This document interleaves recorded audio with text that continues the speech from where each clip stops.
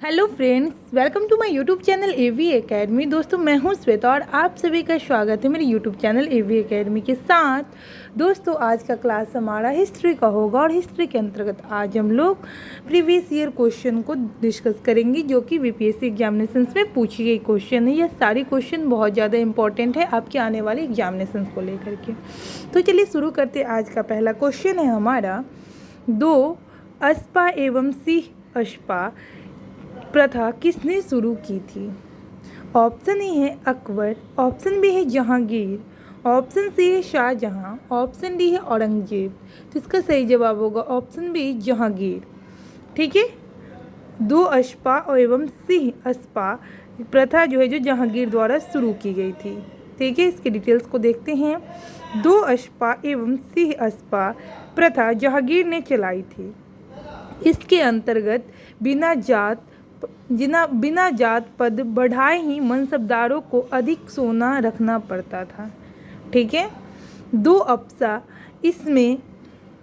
अस्पा इसमें मनसबदारों को अपने सवार पद के दोगुने घोड़े रखने पड़ते थे। सी अस्पा इसमें मनसबदारों को अपने सवार पद के 3 गुने घोड़े रखने पड़ते थे। ठीक है, तो दो अस्पा में यही है कि सवार क्या कहते हैं, मनसबदार जो थे अपने सवार पद के 2 गुने घोड़े रखते थे, और सिंह अस्पा में तीन गुने घोड़े रखते थे। ठीक है, तो ये ध्यान रखिएगा, 2 गुने और 3 गुने को। चलिए आगे।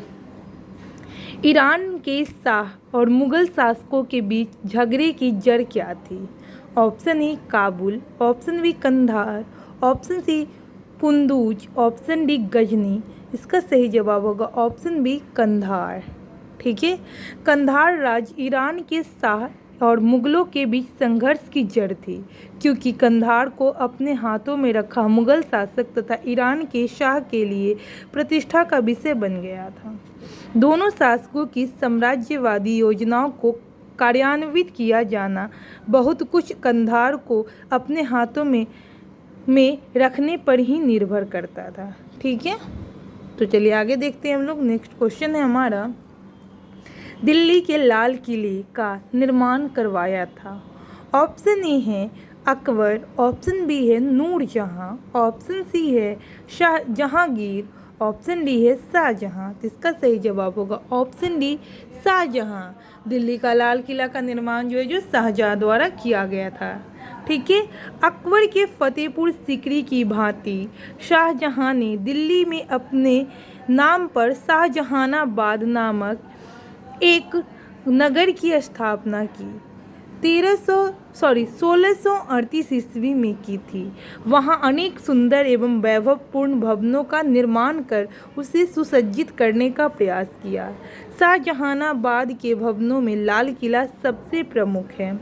चतुर्भुजाकार यह किला लाल बलुआ पत्थर से निर्मित होने के कारण लाल किला के नाम से प्रसिद्ध है। इसका निर्माण कार्य 1639 ईस्वी में प्रारंभ हुआ। कब प्रारंभ हुआ था इसका निर्माण कार्य? तो 1639 ईस्वी में 9 साल में पूर्ण हुआ था।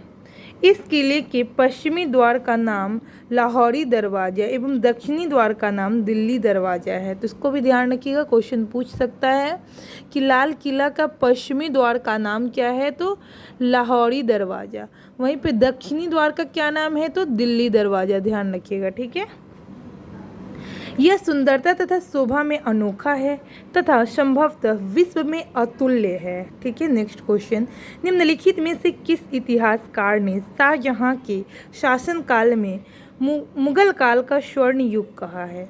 ऑप्शन ए है वीएम स्मिथ, ऑप्शन बी है जेएन सरकार, ऑप्शन सी है एएल श्रीवास्तव, ऑप्शन डी है उपर्युक्त में से कोई नहीं। इसका सही जवाब होगा option C AL Srivastava. Doctor AL Srivastava ने अपनी पुस्तक मुगल कालीन भारत में लिखा है कि शाहजहां का शासनकाल भारत के मध्ययुगीन इतिहास में स्वर्ण युग के नाम से प्रसिद्ध है। यह केवल कला और कला में भी वास्तुकला की दृष्टि से ही सत्य माना जाता है। जेएन सरकार और बीए स्मिथ शाहजहां के काल को स्वर्ण काल मानने के पक्ष में नहीं है। S.R. शर्मा ने शाहजहां के काल को स्पष्ट रूप से मुगल काल का स्वर्ण काल माना है, अतः ऑप्शन सी इसका सही जवाब होगा। ठीक है, नेक्स्ट क्वेश्चन है हमारा। नेक्स्ट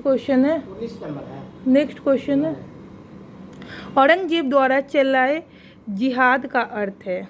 ऑप्शन ए है दारुल हर्ब, ऑप्शन बी है दारुल इस्लाम, ऑप्शन सी है होली वार, ऑप्शन डी है जजिया। इसका सही जवाब है ऑप्शन बी दारुल इस्लाम। औरंगजेब सर्वोपरि एक उत्साही सुन्नी मुसलमान था। उसकी धार्मिक नीति सांसारिक लाभ के किसी विचार से प्रभावित नहीं थी।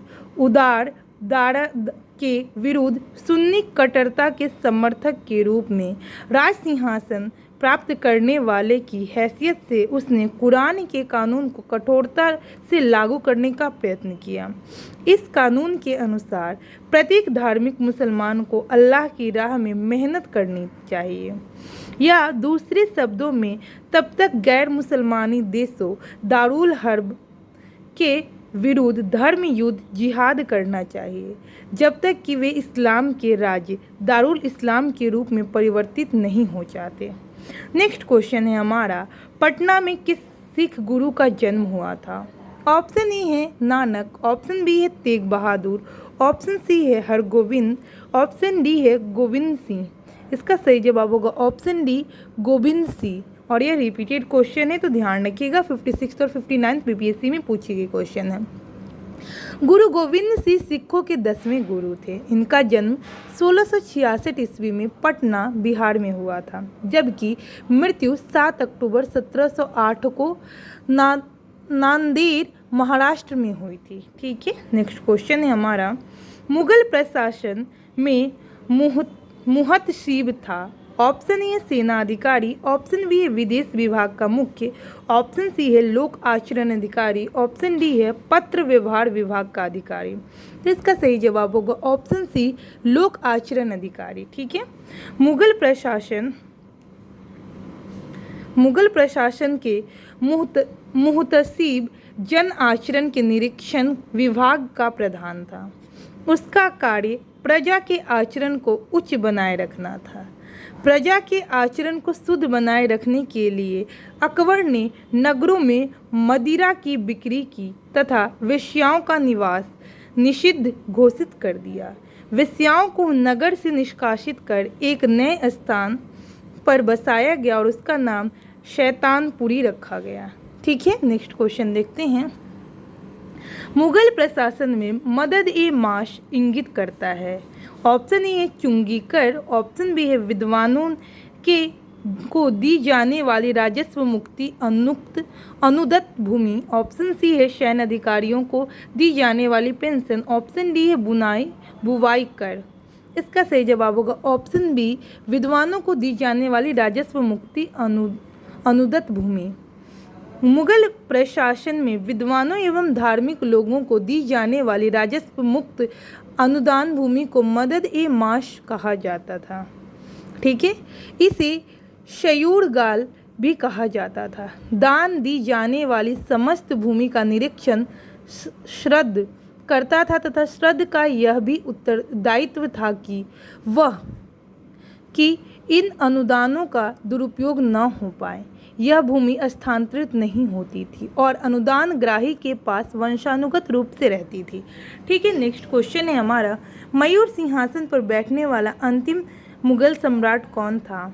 ऑप्शन ए है शाह आलम प्रथम, ऑप्शन बी है मोहम्मद शाह, ऑप्शन सी है बहादुर शाह, ऑप्शन डी है जहांदार शाह। इसका सही जवाब होगा ऑप्शन बी मोहम्मद शाह। ठीक है, शाहजहां द्वारा बनवाए गए प्रसिद्ध मयूर सिंहासन पर बैठने वाला अंतिम मुगल शासक मोहम्मद शाह था, क्योंकि इसके काल में नादिर शाह ने 1739 ईस्वी में भारत पर आक्रमण किया और करनाल युद्ध में मुगल सेना को पराजित किया था। समकालीन लेखक आनंदराम मुखलिस के अनुसार नादिर शाह अपने साथ 60,000 रुपये, कई हजार अशरफियाँ, 1 करोड़ रुपए का सोना, 50 करोड़ के जवाहरत कोहिनूर तथा तख्त ए ताउस मयूर सिंहासन भी ईरान ले गया। ठीक है, नेक्स्ट क्वेश्चन देखते हैं। निम्नलिखित में से किस मुगल बादशाह को वजीर गाजी उद्दीन ने दिल्ली में दाखिल नहीं होने दिया था? ऑप्शन ए है आलमगीर द्वितीय, ऑप्शन सी है शाह आलम द्वितीय, ऑप्शन सी है इसका अकबर द्वितीय और ऑप्शन डी है बहादुर शाह द्वितीय। इसका सही जवाब होगा ऑप्शन बी शाह आलम द्वितीय। शाह आलम द्वितीय का कार्यकाल 1759 से 1806 ईस्वी था। उनका वास्तविक नाम अली गौहर था। अपने पिता आलमगीर द्वितीय की मृत्यु के समय वह बिहार में ही था। यद्यपि उसे मुगल बादशाह घोषित कर दिया गया, किंतु मुगल बादशाह की गुटबाजी के चलते वह बिहार में रहा और दिल्ली का सिंहासन 1760 ईस्वी में से 1771 ईस्वी तक खाली पड़ा रहा। 1772 ईस्वी में मराठों की सहायता से ही वह दिल्ली पहुंच सका। शाह आलम द्वितीय के समय ही दिल्ली पर अंग्रेजों का अधिकार 1803 ईस्वी को हो गया। ठीक है, नेक्स्ट क्वेश्चन देखते हैं। अलाउद्दीन खिलजी के आक्रमण के समय चित्तौड़ का शासक कौन था? Option A Malik Kafur, option B Rana Ratan Singh, option C Ramachandra Dev, option D Prataparudra Dev. Option B है इसका राणा रतन सिंह। ठीक है, तो देखते हैं इसकी डिटेल्स को। मलिक मोहम्मद जायसी द्वारा लिखित काव्य पुस्तक पद्मावत, यानी कि पद्मावत के रचयिता कौन है? तो मलिक मोहम्मद जायसी। इसके अनुसार पद्मिनी चित्तौड़ के राणा रतन सिंह की अत्यंत सुंदर और विदुषी पत्नी थी। अमीर खुसरो ने सुलेमान और रानी सैबा के प्रेम प्रसंग का उल्लेख अपने ग्रंथ में किया था। उसने अपने संकेतों में अलाउद्दीन की समता सुलेमान से तथा पद्मिनी की तुलना सैबा से की थी। संभव्यता इसी आधार को मानकर मलिक मोहम्मद जायसी ने पद्मावत की रचना की और राणा रतन सिंह की रानी पद्मिनी का कहानी बनी। ठीक है, नेक्स्ट क्वेश्चन है हमारा, मुगल प्रशासन में मुख्य काजी था? ऑप्शन ए है मुख्य न्यायाधीश, ऑप्शन बी है सैन्य अधिकारी, ऑप्शन सी है विदेशी विभाग का प्रमुख, ऑप्शन डी है लोक आचरण का एक पदाधिकारी। इसका सही जवाब होगा ऑप्शन है मुख्य न्यायाधीश। मुख्य काजी उल कुजात यह प्रधान काजी था। वह न्याय विभाग का प्रमुख होता था। ठीक है, नेक्स्ट क्वेश्चन देखते हैं। भारत में मुगल वंश का संस्थापक कौन था? Option A Humayun, option B है औरंगजेब, ऑप्शन सी है अकबर, ऑप्शन डी है बाबर। तो इसका सही जवाब होगा बाबर। मुगल वंश का संस्थापक बाबर था। मुगल शासक वास्तव में तुर्की की चगताई नामक शाखा के थे। ठीक है, इस शाखा का नाम प्रसिद्ध मंगोल नेता चंगेज खां के द्वितीय पुत्र का नाम पड़ा था, जिसके अधिकार में मध्य एशिया तथा तुर्की का देश तुर्किस्तान था। ठीक है दोस्तों, तो आज की क्लास को यहीं पे समाप्त करते हैं। मैं उम्मीद करती हूँ कि आज का क्लास आप लोग के लिए बेनिफिट साबित होगा। इसी तरीके की रोजाना क्लास पाने के लिए हमारे यूट्यूब चैनल एवी एकेडमी को सब्सक्राइब करें, लाइक करें और शेयर करें।